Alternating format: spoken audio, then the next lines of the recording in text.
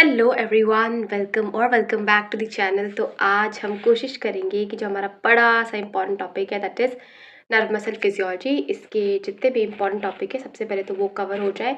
और important topic के साथ हम पूरा का पूरा चैप्टर कवर कर रहे होंगे, पूरा का पूरा चैप्टर, ताकि आपके एक भी कॉन्सेप्ट मिस नहीं हो। बट फिर भी अगर आपको ऐसे समझना है कि काजल दी इसमें से कौन से टॉपिक्स ऐसे जिसको मैं स्किप नहीं कर सकता एट एनी कॉस्ट, तो आपको इन टॉपिक्स को सबसे पहले कंप्लीट करना है। ठीक है, देखो लॉन्ग में बनता है इसका एनएमजे, एनएमजे के साथ इसका क्लिनिकल आता है दैट इज माइस्थेनिया।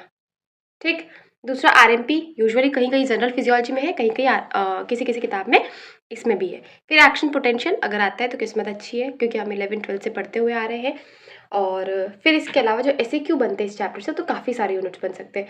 सबसे पहले आइसोटोनिक और आइसोमेट्रिक जो वॉल्यूमेट्रिक कॉन्ट्रैक्शन है उसके बीच में डिफरेंस बनता है। फ्रैंक स्टार्लिन लॉ, ये वेरी एसएक्यू यहाँ भी बनता है, ये वेरी एसएक्यू हमारे कार्डियक सिस्टम में भी बनता है, इंपॉर्टेंट रहता है। आरएमपी के ऊपर एसएक्यू तो नहीं यूजुअली पूछेंगे। इसके अलावा molecular basis of muscle contraction बहुत फ्रीक्वेंट, बहुत रेपिटेटिव क्वेश्चन है ये, बहुत फ्रीक्वेंट क्वेश्चन है ये, बहुत फ्रीक्वेंट है। ठीक है, excitation contraction coupling is a very important SAQ. Her university में अल्टरनेटिव ईयर में हमको एक्साइटेशन कॉन्ट्रैक्शन कपलिंग मिल ही जाता है। कभी कभी सार्कोट्यूबुलर सिस्टम के साथ मिल जाता है, कभी कभी सार्कोट्यूबुलर सिस्टम एज अ एसएक्यू या वेरी एसएक्यू मिल जाता है, वो भी कोशिश करेंगे कवर करने की। ठीक है, इसके अलावा जो हमारे मोटर यूनिट है, सिंगल मोटर यूनिट और मल्टीपल मोटर यूनिट, उसमें हमको डिफरेंस पूछ लेते हैं। लैच फिनोमिना क्या है ये पूछ लेते हैं। क्रोनेक्सी और रियो बेस क्या है ये आपसे पूछ लिया जाता है। रिफ्रैक्टरी पीरियड क्या है, एब्सोल्यूट रिफ्रैक्टरी पीरियड का क्या रीजन होता है और रिलेटिव रिफ्रैक्टरी पीरियड क्या होता है ये पूछ लेते हैं। इसके अलावा नर्व इंजरी से रिलेटेड क्वेश्चन बनता है। अगर पूरा का पूरा आपको नर्व इंजरी दे दे तो वो ऐसा एलएक्यू बन सकता है, लेकिन अगर आपसे सिर्फ वॉलेरियन नर्व डिजेनरेशन पूछे तो ये आपका एसएक्यू बनता है। और नर्व इंजरी में कभी कभी जो संडरलैंड क्लासिफिकेशन है वो भी हमसे पूछा जा सकता है। तो ये कुछ हमारे इंपॉर्टेंट टॉपिक है। हम कोशिश करेंगे कि इस जो वीडियो है उसको 2 या 3 पार्ट में कंप्लीट कर सके, पर जितने भी हमारे टॉपिक्स हैं जो हमारे पूरे के पूरे नर्व मसल फिजियोलॉजी में दिया है वो आपका कवर हो जाए from theory point of view भी, और अगर आपका एमसीक्यू या वेरी एसक्यू आता है वो भी आपको अच्छे से समझ में आ जाए और अच्छे से बने। ठीक है, तो तैयार हो अगले 40-45 मिनट्स के लिए काजल दी के साथ बैठने के लिए? बता दो, ये तो बता दो। चलो, सबसे पहले अगर स्टार्ट करें तो हम सबसे पहले बात करते हैं नर्व मसल फिजियोलॉजी में। हम पूरा का पूरा टॉपिक जो आज मोस्टली डिस्कस करेंगे वो नर्व से रिलेटेड होगा। ठीक है, अब नर्व से रिलेटेड जब हम बात कर रहे हैं काजल दी, तो नर्व जो है हमारा उसके 2 मेजर पार्ट्स होते हैं। ठीक है, एक होता है न्यूरॉन और एक होता है ग्लियल सेल्स। ग्लियल सेल्स मतलब ये हमारे क्या है काजल दी, this are my supporting cells. ठीक, नाउ अंडरस्टैंड, जो हमारा न्यूरॉन है वो हमारा पूरा का पूरा जो सेंट्रल नर्वस सिस्टम है, हमारा जो न्यूरोनल सिस्टम है उसका क्या है, फंक्शनल यूनिट है। लेकिन जो ग्लियल है वो सपोर्टिंग सेल्स है। फिर भी जो हमारा ग्लियल सेल्स है वही मोस्टली कंट्रीब्यूट करते हैं, मतलब ज़्यादा अबंडेंस में क्या है हमारे पास ग्लियल सेल्स है। तो neuron is to glial cells का रेशियो 1:10 के आसपास होता है। तो कभी आपको इंट्रोडक्टरी, अगर आपको नर्व मसल फिजियोलॉजी जानना है, न्यूरॉन्स का इंट्रोडक्शन जानना है, तो आप ये बेसिक चीज़ें तो पता रखेंगे। ठीक है, अब हमारे जो ग्लियल सेल्स है ना, वो ग्लियल सेल्स डिवाइडेड है on the basis of size. ठीक है, तो 2 तरह के हैं, एक है मैक्रोग्लिया मतलब बड़े साइज, मैक्रो मतलब बड़े, और दूसरा है माइक्रोग्लिया, माइक्रोग्लियल सेल्स और मैक्रोग्लियल सेल्स। अब मैक्रोग्लियल सेल्स के भी अंदर 5 फर्दर टाइप्स है। सबसे पहले एस्ट्रोसाइट्स आते हैं जो कि स्टार शेप शेल है, ओलिगोडेंड्रोसाइट्स, और इसी का दूसरा भाई है हमारे पास स्वान सेल्स, फिर एपेंडामल सेल्स और सेटेलाइट सेल्स। ये हमारे मैक्रोग्लियल के टाइप्स है, और माइक्रोग्लिया का एक ही टाइप है माइक्रोग्लिया। ठीक, अब अगर हम बात करें सबसे पहले हमारा माइक्रोग्लिया, क्योंकि ये इकलौता है इसको डिस्कस करते हैं। तो माइक्रोग्लिया क्या होता है ना, ये हमारे पास एक्चुअली मोनोसाइट या मैक्रोफेजेस का ही क्या है, मॉडिफाइड वर्जन है। ठीक है, तो ये हमारे पास क्या है काजल दी, मोनोसाइट या मैक्रोफेज का मॉडिफिकेशन। और तो ये मोनोसाइट और मैक्रोफेज हमारी बॉडी में क्या करते हैं, इम्यूनिटी का काम। तो माइक्रोग्लिया क्या करेंगे काजल दी, इम्यूनिटी का काम। ठीक है, तो ये हमारे पास है क्या, मॉडिफाइड इम्यून सेल्स। इसका प्रिकर्सर क्या रहता है, मोनोसाइट मैक्रोफेजेस सिस्टम। तो मोनोसाइट मैक्रोफेजेस से बने हैं और इसका काम भी इम्यूनिटी होगा। अब बात करें सबसे पहले एस्ट्रोसाइट्स। तो एस्ट्रोसाइट्स के बारे में सबसे इंपॉर्टेंट चीज़ है कि ये स्टार शेप सेल है, और मैक्रोग्लिया है तो बड़े शेप के होंगे। ठीक है, अब इसका जो सबसे इंपॉर्टेंट फंक्शन होता है वो होता है ब्लड ब्रेन बैरियर बनाना वाया, कौन सा जंक्शन रहेगा यहाँ पे, हमने पढ़ा है ना जंक्शन में, टाइट जंक्शन।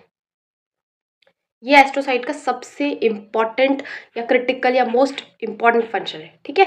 इसके अलावा ये साइनेप्स फॉर्मेशन में भी हेल्प करते हैं, डिटॉक्सिफिकेशन ऑफ अमोनिया में भी हेल्प करते हैं, क्योंकि अगर NH3 चला गया ब्रेन में इट इज़ वेरी टॉक्सिक। तो इसीलिए ग्लूटामेट ग्लूटामीन साइकिल होती है, जिसके थ्रू ये जो हमारा अमोनिया है इसको डिटॉक्स करने का काम भी हमारे एस्ट्रोसाइट्स मतलब स्टार शेप सेल का है। अब अगर हम बात करें जो हमारे दूसरे हैं, दैट इज ओलिगोडेंड्रोसाइट्स और स्वान सेल। अब एक कंफ्यूजन होता है कभी कभी कि काजल इसमें मल्टीपल कौन है और इसमें सिंगल कौन है। तो ओलिगो का मतलब होता है एक से ज़्यादा।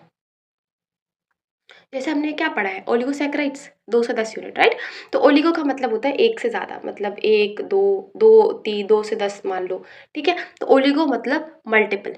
तो ये हमारे पास क्या होंगे, मल्टीपल। और जो हमारे पास स्वान सेल्स होते हैं वो होता है हमारे पास सिंगल। तो इसके बारे में अगर देखिए तो इसको आप डिफरेंस के टेबल में भी याद कर सकते हो ताकि हमारे लिए आसान हो, राइट। थोड़ा नीचे आ जाओ, जल्दी आ जाओ, जल्दी जल्दी जल्दी जल्दी। चलो, तो देखो अगर जो हमारा ओलिगोडेंड्रोसाइट्स है वो मल्टीपल माइलॉन्स को एक्सॉन्स को माइलिनेट कर सकता है, मल्टीपल एक्सॉन्स को माइलिनेट कर सकता है। और ये मेनली हमारे ओलिगोडेंड्रोसाइट्स प्रेजेंट है हमारे CNS में, वाइल जो स्वान सेल है वो पेरिफेरल नर्वस सिस्टम में प्रेजेंट है। और ये सिर्फ एक एक्सॉन को ही माइलिनेट करता है, मतलब हर एक एक्सॉन के लिए एक स्वान सेल होगा when it comes to in case of peripheral nervous system. While when it comes to oligodendrocyte ये क्या हो सकता है कि एक एक्सॉन या 10 एक्सॉन या 15 एक्सॉन, एक सफिशिएंट नंबर ऑफ एक्सॉन जो है वो एक ओलिगोडेंड्रोसाइट जो सेल है उसको माइलिनेट कर सकते हैं।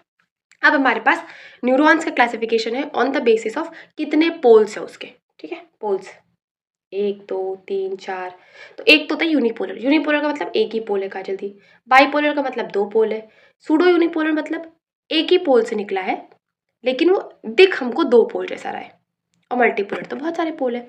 तो सबसे पहले अगर हम बात करें यूनिपोलर की, तो यूनिपोलर में हमको नाम समझ में आ रहा है काजल दी, यूनिपोलर का मतलब है कि ये सिंगल प्रोसेस, इसमें जो हमारे सेल बॉडी से कितना प्रोसेस निकलेगा या कितना पोल निकलेगा काजल दी, तो पोल हमारे पास होगा इसका 1। तो इसका सिंपल सा डायग्राम क्या होगा, ये मेरा सेल बॉडी, इससे निकला एक पोल, तो दिस इज यूनिपोलर। यूनिपोलर हमारे पास कहाँ प्रेजेंट होंगे, इनवर्टिब्रेट्स में, हमारे एम्ब्रियोनिक लाइफ साइकिल में हमारे पास यूनिपोलर सेल्स प्रेजेंट है, ठीक। नाउ कम टू लोकेशन हो गया हमारे पास बाइपोलर। बाइपोलर सेल्स कहाँ प्रेजेंट होंगे काजल दी, तो बाइपोलर में सबसे पहले समझो बाइपोलर का मतलब काजल दी है क्या, 2 पोल्स प्रेजेंट है। तो ये तुम्हारा क्या है, सेल बॉडी, इससे एक ये पोल एक ये पोल, ये हो गया बाइपोलर। बाइपोलर हमारे पास कहाँ प्रेजेंट है, रेटिना में प्रेजेंट है। इसके अलावा हमारे पास कहाँ प्रेजेंट है बाइपोलर, नेजल एपिथेलियम में प्रेजेंट है, ठीक है। इसके आगे लिखा है क्या कुछ इसमें, नहीं, ओके। नेक्स्ट में चलते, दैट इज हमको पढ़ना क्या है, ओके, नर्वस फिजियोलॉजी।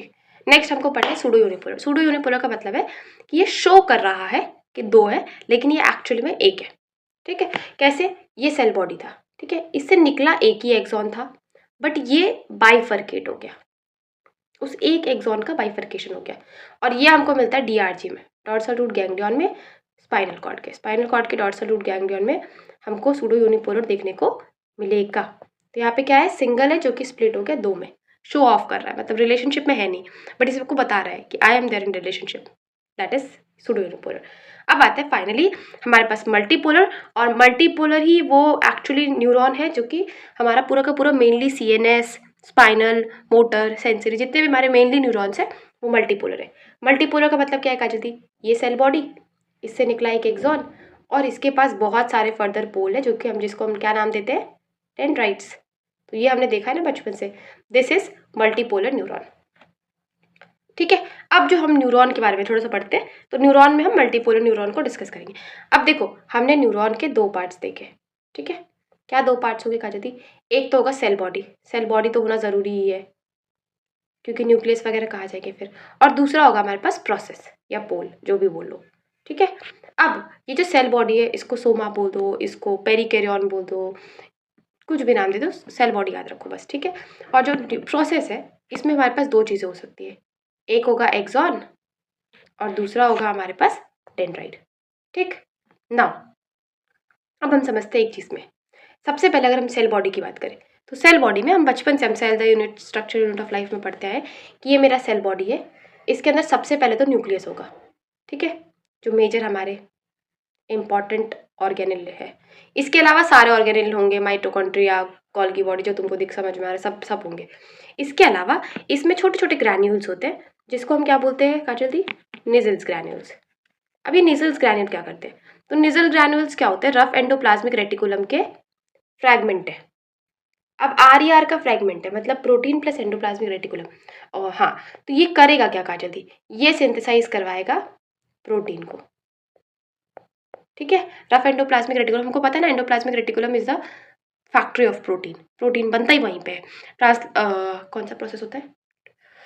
मॉडिफिकेशन जो होता है प्रोटीन का, क्या बोलते हैं? जैसे ग्लाइकोसाइलेशन, नाम अचानक से उस टर्म को क्या बोलते हैं, ठीक है। तो ये आर का फ्रैगमेंट है जो कि सिंथेसाइज करेगा प्रोटीन को। और एक इंपॉर्टेंट डाउट जो रहता है कि क्या ये सेल बॉडी में ही प्रेजेंट है? तो नहीं, ये सेल बॉडी में भी प्रेजेंट है और डेंड्राइट में भी प्रेजेंट है, ठीक है। तो सेल बॉडी और डेंड्राइट में हमको दोनों में निजल ग्रैन्यूल देखने को मिलेगा।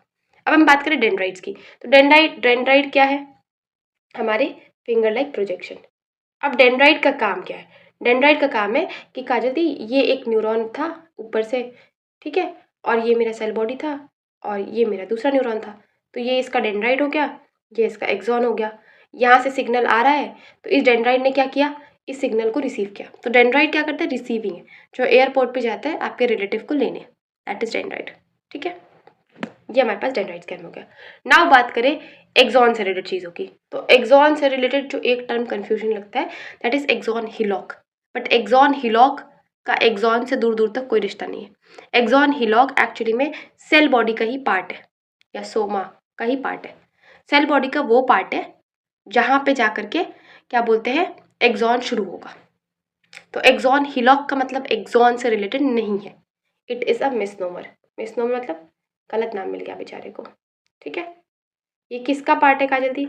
ये हमारे सेल बॉडी का ही पार्ट है जो कि एक्सटेंड करेगा और एक्सॉन में जा कर के क्या करेगा? एक्सॉन का जिससे जन्म हुआ, ऐसे समझ लो। लेकिन ये पार्ट सेल बॉडी का है, तो conical extension of cell body, part of cell body giving rise to axon. अब इसके अलावा आता है हमारे पास इनिशियल सेगमेंट। तो हम समझते हैं, मैंने ये बोला काजल दी कि ये वाला जो पार्ट है ये मेरा एक्सॉन हिलॉक है, ठीक है। अब एक्सॉन हिलॉक से मेरा एक्सॉन निकला और इस एक्सॉन में यहाँ पे मेरे पास माइलिन शीथ है। तो एक्सॉन हिलॉक से लेकर के माइलिन शीथ या फर्स्ट माइलिनेशन के बीच में जो एरिया है वो कहलाता है इनिशियल सेगमेंट। तो इसको मैंने क्या नाम दे दिया? इस रिश्ते को क्या नाम दे? इस initial segment, first proper beginning of axon. It is a part of axon between axon hillock and beginning of myelin sheath. तो ये क्या है? एक्सॉन हिलॉक और माइलिन शीथ के बीच में जो गैप है या वो एरिया है, इसको हम इनिशियल सेगमेंट बोलते हैं। ये एक्चुअली में इनिशियल हमारा क्या है? एक्सॉन का इनिशियल पार्ट है। अब आते हैं when it comes to electrical signal, तो एक बात याद रखना है कि कभी भी अगर माइलिनेशन प्रेजेंट है, ठीक है, तो हमारा सिग्नल होगा फास्ट। रीज़न है क्योंकि माइलिनेशन जब प्रेजेंट होगा ना, तो यहाँ पे फैट है, यहाँ पे फैट है, यहाँ पे फैट है, ठीक है। अब फैट होता है इंसुलेटर की तरह और इलेक्ट्रिकल इम्पल्स इंसुलेटर के साथ क्या ही करेंगे। तो इसीलिए जैसे ये इम्पल्स आ रहा है, ये इंसुलेटर को ना टच करके वो इसको जंप करेंगे, फिर जंप करेंगे, जंप करेंगे। तो जो जंपिंग या सॉल्टेटरी इसको कंडक्शन बोलते हैं, इसके थ्रू जो हमारा इम्पल्स होता है, सिग्नल होता है, ये फास्ट हो जाता है। वाइल अगर अनमाइलिनेटेड है तो ये बिल्कुल ऐसा है। अब इसमें ये है ए इम्पल्स और इसको बी तक जाना है, तो ये कैसे जा पाएगा? अलॉन्ग द लेंथ, राइट, ऐसे जाएगा। तो इसके कंपैरेटिवली ये क्या हो जाता है? थोड़ा सा स्लो हो जाता है। कुछ बच गया क्या? ठीक है, बढ़िया बढ़िया बढ़िया बढ़िया बढ़िया बढ़िया। Now come to next, node of Ranvier. Node of Ranvier क्या होता है? नोड ऑफ रैनवियर मैंने आपको बताया, यहाँ पे ये डायग्राम देखो, अगर ये मेरा माइलिन शीथ है, ये मेरा माइलिन शीथ है, ये मेरा माइलिन शीथ है, तो ये क्या है जो माइलिन शीथ के बीच में है? This is node of Ranvier, ठीक है। तो वो एक्सॉन का पार्ट जहाँ पे माइलिन शीथ एब्सेंट है, माइलिन शीथ एब्सेंट है, या दो माइलिन शीथ के बीच में जो गैप है उसको हम नोड ऑफ रैनवियर बोलते हैं। नोड ऑफ रैनवियर में हमारे पास इम्पल्स जंप करके प्रीवियस इम्पल्स मतलब प्रीवियस साइड से जंप करके पहले नोड ऑफ रैनवियर पे आएगा, फिर दूसरे पे, फिर तीसरे पे। तो that is gap between two myelination. ये सॉल्टेटरी कंडक्शन में हेल्प करेगा, जिसको हम क्या बोलेंगे? जंपिंग कंडक्शन या जंपिंग ऑफ इम्पल्स, ठीक है। जिसके कारण हमारा क्या हो गया काजल दी? जो हमारा स्पीड ऑफ इम्पल्स है वो हो गया फास्ट। ठीक है। फिर हमारे पास एक पार्ट आ जाता है एक्सॉन, जहाँ एंड होता है उसको हम क्या बोलते हैं, साइनेप्टिक टर्मिनल।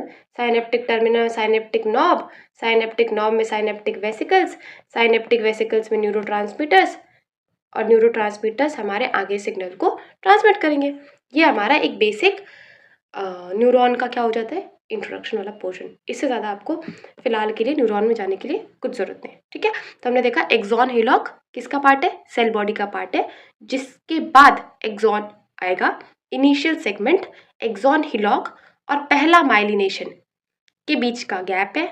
दो माइलिनेटेड शीथ या दो माइलिनेशन के बीच में, दो फैट के जो माइलिनेटेड स्पेसेस है उसके बीच में जो स्पेस होगा जहाँ पे फैट प्रेजेंट एब्सेंट है या माइलिन एब्सेंट है, उसको हम बोलते हैं node of Ranvier. Node of Ranvier के कारण क्या होता है, सॉल्टेटरी कंडक्शन होता है, यहाँ से कूदा यहाँ पे, यहाँ से कूदा यहाँ पे, यहाँ से कूदा यहाँ पे। इसके कारण क्या होगा, जो हमारा स्पीड ऑफ कंडक्शन है वो फास्ट हो जाएगा। तो इसीलिए जहाँ पे शीथ हमारा, जहाँ पे अगर हमारा जो न्यूरॉन है वो माइलिनेटेड है एक्सॉन, तो उसका कंडक्शन क्या होगा, कंपैरेटिवली फास्टर होगा।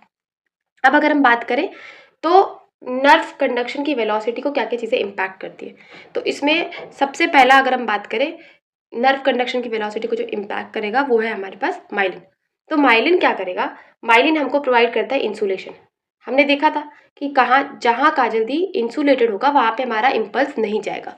तो अगर इम्पल्स नहीं जाएगा तो क्या करेगा, उस एरिया को इम्पल्स जंप करेगा और वहाँ जाएगा जहाँ पे माइलिन एब्सेंट है, राइट। तो इसीलिए अगर न्यूरॉन का थिकनेस ज़्यादा होगा तो हमारा जो नर्व कंडक्शन वेलोसिटी जो है वो ज़्यादा होगा। ठीक है, इसका एक सबसे अच्छा क्लिनिकल एग्जाम्पल आता है जिसको हम बोलते हैं मल्टीपल स्क्लेरोसिस। मल्टीपल स्क्लेरोसिस क्या है, एक डीमाइलिनेटिंग कंडीशन है जिसमें हमारे पास क्या होता है, माइलिन बेसिक प्रोटीन्स, MBP जिसको हम बोलते हैं, माइलिन बेसिक प्रोटीन्स, इसके खिलाफ ही हमारे पास ऑटो एंटीबॉडी बन जाते हैं। ये ऑटो एंटीबॉडी क्या करेंगे, हमारे माइलिन शीट को ब्रेक कर देंगे, माइलिन का फॉर्मेशन नहीं होने देंगे, ब्रेक करते जाएंगे, जिसके कारण क्या होगा, अब माइलिन शीट कम हो गया तो जो हमारा नर्व कंडक्शन स्पीड है वो कम हो जाएगा। और ये एक बहुत ही काइंड ऑफ ये बोल सकते हैं कि खतरनाक या डिवास्टेटिंग कंडीशन है। Now come to the next topic, that is किसके बारे में बात करें, साइज ऑफ न्यूरॉन। तो जितना ज़्यादा डायमीटर होगा उतना ही ज़्यादा नर्व कंडक्शन वेलोसिटी होगा, और जितना ज़्यादा टेम्परेचर रहेगा, मतलब हीट में नर्व कंडक्शन वेलोसिटी ज़्यादा होगी एज़ कम्पेयर टू कोल्ड। तो टेम्परेचर ज़्यादा तो नर्व कंडक्शन वेलोसिटी जो है वो ज़्यादा है। अब इसके अलावा हम नर्व को और तरह से भी क्लासीफाई कर सकते हैं, जैसे कि होता है हमारे पास मोटर न्यूरॉन और एक होता है हमारे पास सेंसरी न्यूरॉन। तो मोटर न्यूरॉन क्या होते हैं, इफरेंट होते हैं। ठीक है, इफरेंट मतलब क्या कहा जल्दी, जो सिग्नल ले करके जाएंगे, सिग्नल लेकर के आएंगे। ठीक है, लेकर के जाएंगे सेंसरी। तो ये होता है हमारे पास मोटर। सेंसरी क्या करते हैं, सेंसरी होते हैं एफरेंट। ठीक है, एफरेंट क्या करेंगे, ये हमारे सिग्नल को सेंट्रल नर्वस सिस्टम तक लेकर के जाएगा। तो ये हमारे सेंसेस से सिग्नल सेंट्रल नर्वस सिस्टम तक लेके जाएगा, दैट इज सेंसरी। मोटर क्या करेगा, उसी सिग्नल को जो हमारा ब्रेन तक गया था अभी तक, उसको प्रोसेस करेगा, उसको इंटरप्रेट करेगा और उसका रिस्पॉन्स लेकर के आएगा। इसके अलावा जोन ऑफ न्यूरॉन के बेसिस पे भी हमको एक चीज़ देखने को मिलता है, दैट इज इसके भी फर्दर फोर कैटेगरी में डिवाइड कर सकते हैं। सबसे पहला तो वो जोन जो कि रिसेप्टर की तरह काम करेगा। कौन करे रिसेप्टर की तरह काम, कहा जल्दी, डेंड्राइट। ठीक है, डेंड्राइट से सेल बॉडी में आया। तो अब आया ओरिजिन ऑफ इम्पल्स कंडक्शन। ठीक है, अब ओरिजिन ऑफ इम्पल्स कंडक्शन के बाद अगर वो हमारे एक थ्रेश होल्ड तक रीच करता है तो हमारा जो ट्रांसमिशन है वो होगा, अगर वो थ्रेश होल्ड तक नहीं है तो नहीं होगा। और फाइनली अल्टीमेटली हमारे पास आता है साइनेप्टिक वेसिकल्स या क्या बोलते हैं, टर्मिनल साइनेप्स, जहाँ पे साइनेप्टिक वेसिकल्स है, जहाँ पे न्यूरोट्रांसमीटर निकलेंगे, तो उसको हम बोलते हैं zone of secretion of neurotransmitter. तो ये कुछ क्या है हमारे पास जोन के बेसिस पे न्यूरॉन का क्लासिफिकेशन है। Now come to next topic, that is क्या है, एक्शन पोटेंशियल। एक्शन पोटेंशियल हम पढ़ते हुए आए हैं, बट फिर भी एक बार समझने की कोशिश करते हैं। देखो, ये एक पॉइंट है मेरा जहाँ पे मैंने स्टिमुलस दिया।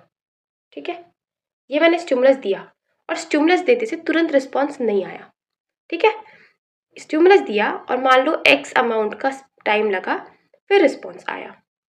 तो स्टिमुलस देने और रिस्पॉन्स आने के बीच में कितना गैप है, दैट इज लेटेंट पीरियड। ठीक है, आया समझ में कि मैंने स्टिमुलस दिया और उस स्टिमुलस देने के बाद कितने देर के बाद रिस्पॉन्स आया, दैट इज लेटेंट पीरियड।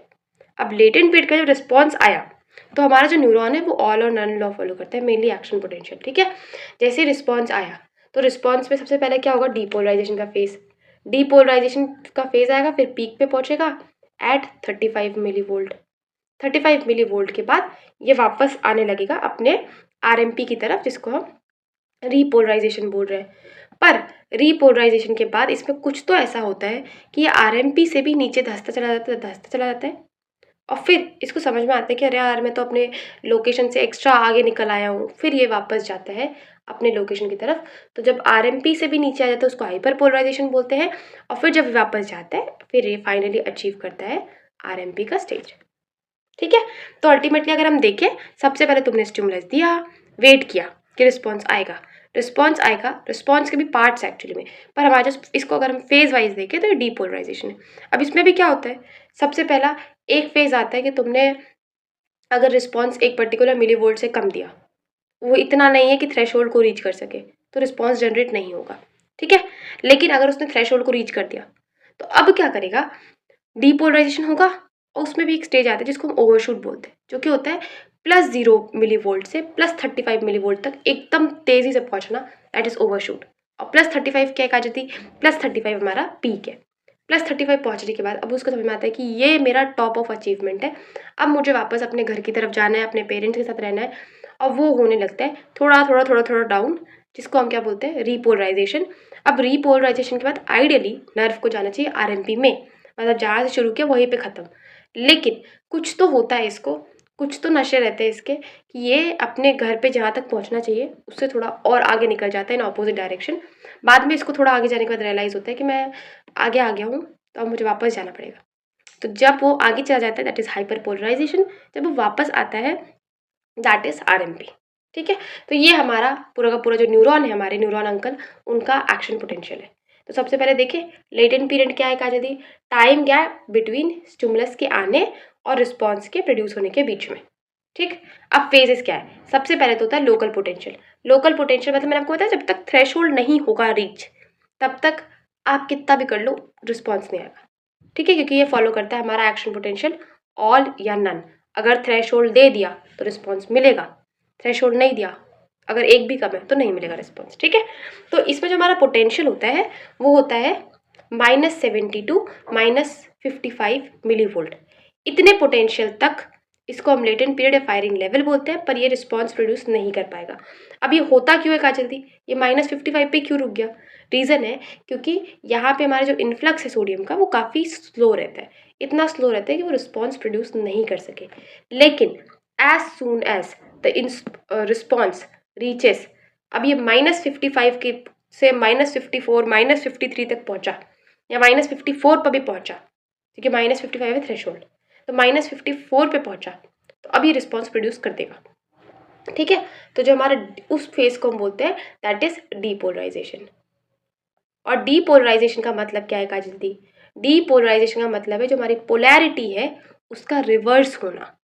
तो हमारा जो मेम्ब्रेन का पोटेंशियल था वो था -70 मिली वोल्ट, बट हम डीपोलराइज करके इसको ले जाना चाह रहे हैं +35 मिली वोल्ट। तो मेम्ब्रेन का एक्चुअली पोलैरिटी क्या था, नेगेटिव, हम कहाँ जा रहे हैं, पॉजिटिव, राइट। तो डीपोलराइजेशन मतलब पोलैरिटी को रिवर्स करना। अब ये क्यों हो रहा है काजल दी, डीपोलराइजेशन क्यों हो रहा है, बिकॉज यहाँ पे भी सोडियम के वोल्टेज के चैनल खुले हैं, लेकिन यहाँ पे सोडियम का इन्फ्लक्स बहुत तेज है। ठीक है, तो सोडियम का इन्फ्लक्स तेज है, सोडियम वोल्टेज के चैनल खुलने के कारण, तो पॉजिटिव आयन अंदर अंदर आया अंदर आया अंदर आया अंदर आया, तो अचानक से इसने -54 से +35 करवाने में बिल्कुल भी टाइम नहीं लिया। ठीक, इसी में एक फेज आता है जो कि होता है, अब एक फेज होगा -55 से पहले हम पहुंचेंगे 0 पर और फिर हम पहुंचेंगे 0 से 35 तक। तो जो 0 से 35 का फेज होता है ये और तेजी से होता है कंपैरेटिवली -55 से 0 तक पहुंचने में, इसीलिए हम इसको ओवरशूट बोलते हैं। And at the potential of +35 millivolt हमको मिलता है पीक। ठीक है, अब जैसे ही +35 पे पहुंच गया, अब उसको रियलाइज हो रहा है कि काजल दी this is the top of everything I can achieve, अब मुझे वापस जाना है, अपने अपने साथ टाइम स्पेंड करना है या कुछ भी, मतलब अब तुमको लग रहा है कि अब मुझे वापस जाना है, I don't want this any more, इसलिए अब आप जाते हैं रीपोलराइजेशन की तरफ। तो रीपोलराइजेशन +30 मिली वोल्ट से, रीपोलराइजेशन मतलब क्या हुआ काजल दी, जो हमारा पोलराइज था, जो हमारी एक्चुअल पोलैरिटी थी उसकी तरफ जाना, दैट इज रीपोलराइजेशन। तो +35 मिली वोल्ट से -70 मिली वोल्ट तक दोबारा जाना इज रीपोलराइजेशन। ये कैसे होगा, ये होगा, इसके लिए काम आएगा हमारा पोटेशियम आयन। तभी तक हमने सोडियम को अंदर लाया था, अब हम पोटेशियम को बाहर भेजेंगे। अब रीपोलराइजेशन के बाद आइडियली तो क्या होना चाहिए काजल दी कि मेरा RMP है -70 मिली वोल्ट, तो मुझे यहाँ तक पहुँचकर घर पहुँच के आराम से अच्छा खाना खाना चाहिए। बट रास्ते में ये अंकल गांजे फूक लेते हैं, मतलब नशे कर लेते हैं, ठीक है। नशे करने के बाद इनको याद नहीं रहता कि मुझे कहाँ रुकना था, और ये अपने घर से थोड़ा और आगे निकल जाते हैं, तो ये पहुँच जाते हैं -70 से -90 मिली वोल्ट तक। जब ये -90 मिली वोल्ट तक पहुँचते हैं, इसको हम बोलते हैं हाइपर पोलराइज स्टेट। अभी क्यों हो रहा है, क्योंकि जो हमारे पोटेशियम का इफ्लक्स है ना, वो -70 के बाद आइडियली बंद हो जाना चाहिए, लेकिन ये अभी भी खुला है। तो अभी भी खुला है तो क्या करेगा, पोटेशियम का बाहर जाएगा, पोटेशियम बाहर जाएगा तो क्या होगा काजल दी, पॉजिटिव चार्ज बाहर, तो नेगेटिविटी अंदर, मतलब वैल्यू हमारी नेगेटिव हो जाएगी। बस इतना ही है, ठीक है। बट फिर क्या होता है, जो हमारा -90 तक पहुँचते हैं, उसके बाद इनको रियलाइज़ होता है अब हमको घर जाना चाहिए, और घर आ जाते हैं, ठीक है। अब इसका एक क्लिनिकल सिग्निफिकेंस है जो कि है गाबा से रिलेटेड, ठीक है। गाबा में क्या होता है, जो गाबा हमारा केमिकल है उसमें हमारे पास एक चीज़ होता है, दैट इज़ हाइपर पोलराइजेशन, ठीक है। हाइपर पोलराइजेशन में क्या होगा कि न्यूरॉन की जो एक्टिविटी है वो हो जाएगी कम, और ये हम देते हैं एज अ सेडेटिव। ये आप पढ़ेंगे फार्मा में, तो अगर आपको याद रखना है तो आप गाबा से रिलेटेड चीज़ याद कर सकते हैं कि गाबा जो होता है वो न्यूरोट्रांसमीटर का इनिबिशन करवा देगा, क्योंकि क्या होगा, न्यूरोनल हाइपर पोलराइजेशन के कारण।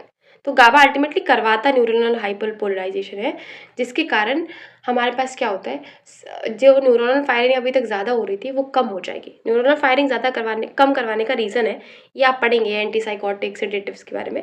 बट अभी अगर आपको याद रखना है तो आप इसको याद कर सकते हैं कि गाबा एज अ सेडेटिव यूज़ करते हैं, ये हाइपर पोलराइजेशन का क्लिनिकल इफेक्ट है।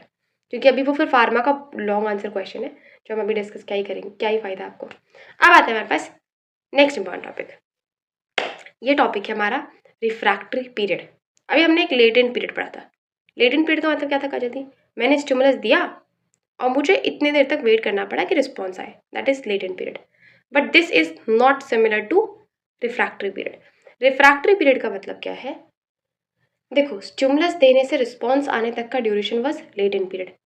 अब जब तक रिस्पॉन्स वाला ड्यूरेशन है, मतलब जब तक हमारा रिस्पॉन्स मिल रहा है, तब तक कोई और स्टिमुलस ना आए, या आए तो उसका इफेक्ट इतना नहीं हो जितना मेरे एक्चुअल या इनिशियल स्टिमुलस का है, दैट इज रिफ्रैक्टिव पीरियड।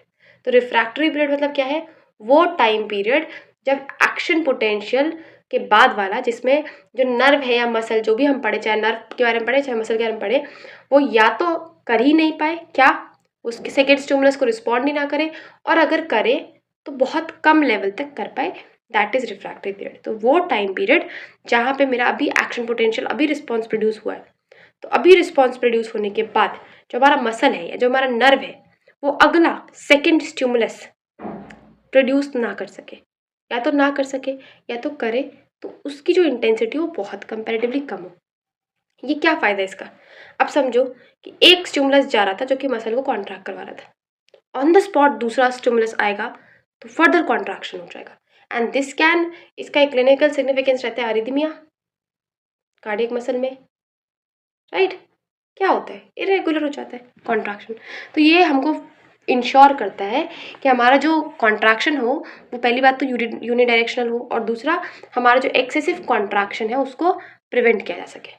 अब इसके भी दो टाइप्स है, एक है एब्सोल्यूट, ठीक है, और एक है रिलेटिव। एब्सोल्यूट का मतलब है वो हमने अमिताभ बच्चन की मूवी देखी है ना, मोहब्बतें, प्रतिष्ठा, प्रशासन, पता नहीं क्या क्या चीज़ें है वो। एब्सोल्यूट मतलब अपने, हमने जो बोल दिया वो बोल दिया, मतलब अगर मैं यहाँ पे हूँ तो कोई और यहाँ पे नहीं होगा, दैट इज एब्सोल्यूट। रिलेटिव मतलब मैं अगर यहाँ पे हूँ तो ठीक है, मतलब मुझसे नीचे वाले जो बंदे हैं वो चल जाएंगे, दैट इज रिलेटिव। क्या एग्जाम्पल दिया, वाह। ठीक है, ये हो जाता है रिलेटिव। तो एब्सोल्यूट रिफ्रैक्टिव पीरियड का क्या मतलब है, इस फेज में जो हमारा सेकेंड एक्शन पोटेंशियल का स्टिमुलस है वो जनरेट ही नहीं हो सकता, चाहे तुम कितना स्ट्रॉन्ग स्टिमुलस दे दो। तुमने बोला कि काजल दी जो मेरा इनिशियल स्टिमुलस था वो 10 का था, तुम सेकेंड स्टिमुलस 20 का ही क्यों ना दे दो, कोई फर्क नहीं पड़ेगा, इसे कोई फर्क नहीं पड़ेगा। ये तुमने कितना भी स्ट्रॉन्ग स्टिमुलस दे दिया वो रिस्पॉन्स प्रोड्यूस नहीं करेगा, that is absolute refractive period. अब ये होता कब है, तो जैसे ही डीपोलराइज स्टार्ट हुआ और 1/3 ऑफ रीपोलराइजेशन तक, ठीक है, थ्रेश होल्ड से 1/3 ऑफ रीपोलराइजेशन तक ये हमारा एब्सोल्यूट रिफ्रैक्टिव पीरियड होता है। रीजन है ना, क्योंकि अगर इस पर्टिकुलर टाइम पे दूसरा स्टिमुलस आ गया तो वो बहुत ही इनवॉलेंट्री या बहुत ही अजीब सा कॉन्ट्रैक्शन हो जाएगा उसके, तो फिर जो हमारा एक पर्टिकुलर लॉ या रूल फॉलो होता है तो खत्म हो जाएगा। तो थ्रेशोल्ड से लेकर के 1/3 ऑफ दी रीपोलराइजेशन तक ये इवेंट होगा, और इसमें क्या होगा, जो हमारा वोल्टेज गेटेड चैनल है सोडियम का वो इनएक्टिवेटेड रहते हैं, इसीलिए कितना भी बड़ा स्टिमुलस दे दो घंटा फर्क नहीं पड़ रहा है इन्हें, कोई फर्क नहीं पड़ रहा मतलब। चलो, now come to the next topic, that is relative refractory period. अब रिलेटिव रिफ्रैक्टरी पीरियड का क्या मतलब है कि जो सेकेंड एक्शन पोटेंशियल तुमने दिया वो रिस्पॉन्स प्रोड्यूस करेगा, लेकिन वो फर्स्ट के बराबर नहीं कर पाएगा। ठीक है, तो यहाँ पे क्या लिखा, सबसे पहले तो second action potential can be generated but only if, हाँ एक ये भी चीज़ इंपॉर्टेंट है कि तुमने जो नॉर्मल स्टिमुलस दिया था उससे स्ट्रॉन्गर स्टिमुलस तुमको इसमें एक्शन पोटेंशियल जनरेट करने के लिए देना पड़ेगा, तो but with only stronger than the normal stimulus. अब ये कब होगा, अगर थ्रेशोल्ड से लेकर 1/3 ऑफ डीपोलराइजेशन तक रीपोलराइजेशन तक मेरा क्या था काजल दी, एब्सोल्यूट। तो 1/3 ऑफ डीपोलराइजेशन से लेकर के हाइपर पोलराइजेशन से आरएमपी तक जाने तक, मतलब लास्ट के फेज तक हमारे पास होता है रिलेटिव रिफ्रैक्टरी पीरियड।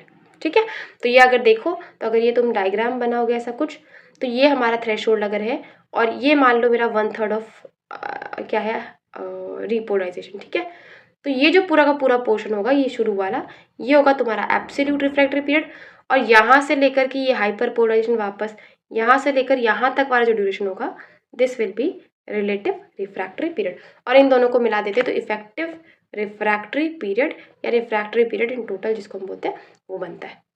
ठीक है, कुछ बच गया क्या, नहीं। ओके, अब एक इम्पॉर्टेंट क्वेश्चन, ये एक एसएक्यू में पूछा जाता है और बहुत फ्रीक्वेंट पूछा जाता है, इसीलिए हमको इम्पॉर्टेंट है कि हम ये ऐसे के ऐसे ही रट लें। ठीक है, अब हमने अभी तक एक्शन पोटेंशियल के कुछ फीचर्स देखे थे, क्या कि जब तक थ्रेशोल्ड नहीं आएगा तब तक एक्शन पोटेंशियल जनरेट नहीं होगा, राइट। तो लोकल पोटेंशियल मिलते गए मिलते गए मिलते गए मिलते गए, उसने एक थ्रेशोल्ड वैल्यू अचीव किया, थ्रेशोल्ड अचीव करते ही एक्शन पोटेंशियल जनरेट होगा। ठीक है, इसमें हमारे पास ऐसा नहीं हो सकता कि थ्रेशोल्ड एक रीच हो गया, थ्रेशोल्ड दूसरा रीच हो गया, थ्रेशोल्ड तीसरा रीच हो गया तो सबमिट कर दो, मतलब प्लस कर दो, नहीं होता ये। ठीक है, इसके अलावा हम एक्शन पोटेंशियल की बात करें तो हमने पूरा देखा कि हमको पूरा का पूरा बेस्ड है थ्रेशोल्ड के ऊपर। एम्पलीट्यूड अगर मैंने देखा कि काजल दी मैंने जो पहला थ्रेशोल्ड दिया, अगर वो मैंने मान लो कि मेरा कितना थ्रेशोल्ड था, वो था -55। ठीक है, अब अगर मान लो मैंने दूसरा थ्रेशोल्ड दे दिया -54, तीसरा थ्रेशोल्ड दे दिया मैंने -52, तो तीनों में एम्पलीट्यूड अलग अलग आएंगे क्या, नहीं, तीनों में एम्पलीट्यूड जो होगा पोटेंशियल का वो हमको सेम मिलेगा, क्योंकि इसको फर्क नहीं पड़ रहा, उसको सिर्फ इस बात का फर्क पड़ रहा है कि तुम उसको थ्रेशोल्ड तक पहुंचा दो, उसके बाद वो वैसा ही चलेगा जैसा, चाहे तुम 55 पे दो, चाहे तुम 54 पे दो, चाहे तुम 53 पे दो, तो इसमें जो एम्पलीट्यूड का पोटेंशियल है दैट इज कॉन्स्टेंट। ठीक, नाउ ऑल और नन को फॉलो करेगा। ऑल और नन लॉ मतलब ये बोलता है कि अगर तुमने मुझे, अगर इस पर्टिकुलर चीज़ की दाम, किसी एक सामान का दाम समझो, ठीक है, अगर तुमने एक सामान का दाम है 100 रुपये, ठीक, अगर तुमने 100 रुपये दे दिए ले जाओ, अगर तुमने 99 दिया नहीं ले जा सकते, 101 दे दिया तो बढ़िया ही है, मतलब तब तो क्या दिक्कत है, समझ रहे हो। तो अगर तुमने कभी भी उस पर्टिकुलर अमाउंट तक दे दिया स्टिमुलस तो रिस्पॉन्स होगा, नहीं तो नहीं होगा रिस्पॉन्स। तो ये एक काफ़ी पोटेंट फ्रीक्वेंटली पूछा हुआ क्वेश्चन है। एक बार इसको डिफरेंस के टर्म में समझो, तो ग्रेडेड पोटेंशियल क्या होता है, ये हमारा लोकल पोटेंशियल है। ठीक है, और लोकल पोटेंशियल का ही जो हमारा बहुत सारा लोकल पोटेंशियल का समेशन होता है वो हमको बना करके देते हैं एक्शन पोटेंशियल। और एक्शन पोटेंशियल नहीं बना करके देता। लोकल पोटेंशियल समेट होकर पहुंचेंगे थ्रेशहोल्ड तक, पर हमारे पास एक्शन पोटेंशियल का समेशन नहीं होता। ये अलग अलग चीज़ है। समेशन एक्शन पोटेंशियल का नहीं हो सकता, समेशन ग्रेडेड पोटेंशियल का हो सकता है क्योंकि वो लोकल है। एक्शन पोटेंशियल थ्रेशहोल्ड के बाद वाला पोटेंशियल है। इसके अलावा हमको थ्रेशहोल्ड की जरूरत ग्रेडेड पोटेंशियल या लोकल पोटेंशियल में नहीं चाहिए, लेकिन इन केस ऑफ एक्शन पोटेंशियल मुझे थ्रेशहोल्ड चाहिए, मुझे इतना अमाउंट चाहिए, दैट इज थ्रेशहोल्ड। इसके अलावा एम्पलीट्यूड ऑफ पोटेंशियल, तो यहाँ पे कोई थ्रेशहोल्ड वगैरह वाला नियम नहीं है कि मुझे इतना दे दो इसके बाद मैं रिस्पॉन्स प्रोड्यूस कर दूंगा। यहाँ पे ऐसा है कि जितना हमको स्टिमुलस मिलेगा उतना रिस्पॉन्स मिलेगा, जितना स्टिमुलस मिलेगा उतना रिस्पॉन्स मिलेगा। ये होता है हमारे पास पोटेंशियल का एम्पलीट्यूड, तो चेंज होता है विद स्टिमुलस। वाइल अगर हम बात करें एक्शन पोटेंशियल में तो ये कांस्टेंट रहता है। फिर ऑल और नन लॉ, तो ग्रेडेड पोटेंशियल ऑल और नन लॉ को फॉलो नहीं करता, वाइल जो हमारा एक्शन पोटेंशियल है वो पूरा तरह से कॉन्स्टेंटली बेस्ड हमारे ऑल और नन लॉ पर। ठीक है, okay, now now now now अब आते हैं हमारे पास नर्व फाइबर के क्लासिफिकेशन के ऊपर। ओह माय गॉड, अभी तक तो नर्व फाइबर ही नहीं हो पाया, अभी तो इंजरी बचा पूरा। तो नर्व फाइबर के क्लासिफिकेशन के ऊपर आते हैं। नर्व फाइबर क्लासिफिकेशन में दो हमारे इंपॉर्टेंट क्लासिफिकेशन है, एक है एर्लिंगर ग्रेशस और दूसरा है लिलॉयड एंड हंट। लिलॉयड एंड हंट, ठीक है, ओके, ठीक है। तो एर्लिंगर क्लासिफिकेशन क्या बोलते हैं ये हमको बताते हैं। देखो ये दोनों क्लासिफिकेशन अपनी अपनी जगह सही थे, पर इंपॉर्टेंस हमेशा एर्लिंगर को दिया जाता है। द रीज़न इज क्योंकि एर्लिंगर ने बात की थी दोनों मोटर और सेंसरी फाइबर्स के लिए, लेकिन जो हमारे हंट वाले क्लासिफिकेशन थे, देखो मैं पूरा नाम भी नहीं बोला था, लिलॉयड एंड हंट क्लासिफिकेशन था, वो बात करता है सेंसरी फाइबर से रिलेटेड। तो ये सिर्फ सेंसरी फाइबर के बात कर रहा है, इसलिए इसको इंपॉर्टेंस थोड़ा कम है, बाकी ठीक है, नाम तो है ही। और इसमें इसका इंपॉर्टेंस क्योंकि ये मोटर से भी है, मोटर से भी रिलेटेड है और सेंसरी से भी रिलेटेड है। ठीक है, तो हम सबसे पहले पढ़ेंगे हमारे ज़्यादा प्रायोरिटाइज दिए हुए कॉन्सेप्ट को लेकर के, दैट इज एर्लिंगर क्लासिफिकेशन। तो एर्लिंगर गैस क्लासिफिकेशन ने क्या किया था, नर्व फाइबर को डिवाइड किया था। पहले तो सबसे पहला डिवीजन था उनके माइलिनेशन के ऊपर, कि अगर माइलिन प्रेजेंट है तो वो उसका नाम होगा ए और बी, अगर माइलिन एब्सेंट है उसका नाम होगा सी। उन्होंने ऐसे डिवाइड किया। फिर उन्होंने फर्दर डिवाइड किया on the basis of conduction velocity, उसके बाद on the basis of diameter, on the basis of function, फिर उन्होंने फर्दर क्लासीफाई किया। बट सबसे पहला जो क्लासिफिकेशन था वो बेस्ड था माइलिन के ऊपर। तो अगर माइलिन माइलिन प्रेजेंट है तो वो होगा मेरा ए और बी टाइप, अगर माइलिन का शीट एब्सेंट है वो होगा मेरा सी टाइप। फिर उन्होंने फर्दर क्लासीफाई किया on the basis of conduction, on the basis of diameter, on the basis of function, जिसके बारे में हम देखते हैं। चलिए सबसे पहले अगर हम देखें तो उन्होंने पहला क्लासिफिकेशन का बेसिस था उनका माइलिन अगर प्रेजेंट है तो ए और बी, अगर माइलिन एब्सेंट है तो सी। अब उन्होंने ए को भी फर्दर क्लासिफाई किया on the basis of conduction, diameter, speed या फंक्शन, जो भी बोलो, ठीक है, जिसके उसके नाम थे अल्फा, बीटा, गामा, डेल्टा। अब ये नाम ऐसे नहीं दिए गए, ये नाम के बेसिस पर उनके फंक्शन डिसाइड किए गए।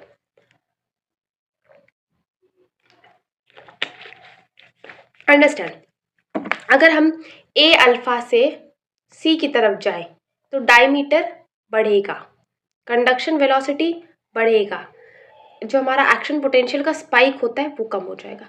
ये तीन ही हमारा जो रीज़न था जिसके बेसिस पर उन्होंने इसके इतने क्लासिफिकेशन दिए। तो अगर हम डायमीटर की बात करें तो जो हमारा लार्जेस्ट है वो है ए अल्फा, थिकेस्ट भी यही होगा, और स्मॉलेस्ट है सी वाला। कंडक्शन स्पीड की बात करें, मैक्सिमम स्पीड होगी ए अल्फा की और मिनिमम स्पीड होगी सी की। वाइल अगर एक्शन पोटेंशियल या स्पाइक कितने ड्यूरेशन तक के लिए रहता है तो सबसे कम ड्यूरेशन का स्पाइक रहता है ए अल्फा का और सबसे ज़्यादा ड्यूरेशन का रहता है स्पाइक सी का। ठीक है, तो ये हमारा क्या था क्लासिफिकेशन, ये ऐसे जाता है हमेशा। ठीक है, ऐसे याद रख लो, ऐसे में डायमीटर कम होता जाएगा अगर ऐसे जाएंगे तो। ठीक है, इसके अलावा कंडक्शन वेलोसिटी कम होता जाएगा, सिर्फ जो स्पाइक ड्यूरेशन है वो बढ़ेगा। बस इतना याद रखना है तुमको और ये तुम्हारा क्लासिफिकेशन हो गया, काम खत्म। अब इसके फंक्शंस देख लो। फंक्शंस में वो क्या याद रखना है, सबसे पहले इसके फंक्शंस, अब ये इन्होंने दोनों के बारे में बताया, सेंसरी के बारे में बताया, मोटर के बारे में बताया और दोनों के बारे में बताया। तो इसीलिए सबसे पहले तो हम इसको क्लासीफाई करेंगे कि काजरती ए अल्फा जो है वो कौन सा है, ए बीटा जो है वो कौन सा है। तो हमको ऐसे याद रखना है, कैसे याद रखेंगे कि हमारा जो शुरू ए के अगर हम देखें सारे, ठीक है, तो ए अल्फा मतलब स्टार्टिंग वाला और जो मेरा लास्ट वाला है मतलब ए अल्फा, बीटा, गामा, डेल्टा। ठीक है, तो जो डेल्टा है तो शुरू वाला और लास्ट वाला जो है वो है सेंसरी और जो बीटा और गामा है दैट इज मोटर। इतने में तुम्हारा काम हो जाएगा। अब सेंसरी ए अल्फा का काम है प्रोप्रियोसेप्शन। प्रोप्रियोसेप्शन का मतलब क्या है? जो हमारा जॉइंट का पोजीशन है उसको सेंस कर पाना इज प्रोप्रियोसेप्शन। वाइल जो हमारा ए बीटा है, हमने देखा ए बीटा और A gamma is motor in activity. तो ए बीटा जो है हमारे पास, वो होगा हमारे पास अल्फा मोटर न्यूरॉन्स में प्रेजेंट होंगे, अल्फा मोटर न्यूरॉन्स की तरह काम करेंगे स्पाइनल कॉर्ड में। ए गामा जो है वो मसल स्पिंडल की तरह काम करेंगे और ये रेगुलेट करेंगे टोन को, जो कि एक मस्कुलर मोटर एक्टिविटी है। ए जो हमारा डेल्टा है, तो डेल्टा और एक एक्चुअली में सी में आता है, इनमें डिफरेंस होता है। ए डेल्टा और सी फाइबर, दो हमारे जो फाइबर्स है ये हमारे पेन के लिए रिस्पॉन्सिबल है। तो जो फास्ट पेन है वो होता है ए डेल्टा से, जो स्लो पेन है वो होता है सी से।